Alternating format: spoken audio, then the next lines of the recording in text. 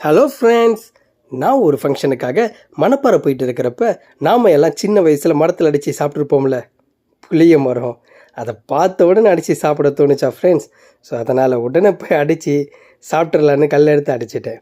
So யாருக்கெல்லாம் சின்ன வயசில் இந்த மாதிரி புளியங்காவை மரத்தில் அடித்து சாப்பிட்ட அனுபவம் இருக்கோ கமெண்டில் சொல்லுங்கள். புளிப்பா புளியங்கா அவ புடவ கட்டுன வெள்ளரிக்கா, புளிப்பா புளியங்கா அவ புடவ கட்டுன வெள்ளரிக்கா, பாத்தா பாவக்காயிலம் பருவத்தில கொசாக்கா, பாத்தா பாவக்காயிலம் பருவத்தில கொசாக்கா, சோக்கா நடக்கும் போது சுத்த வேணும் பூசணிக்கா, ஆத்தா கண்டெடுத்த அழகான ஜாதிக்கா, புளிப்பா புளியங்கா அவ புடவ கட்டுன வெள்ளரிக்கா, புளிப்பா புளியங்கா அவ புடவ கட்டுன வெள்ளரிக்கா.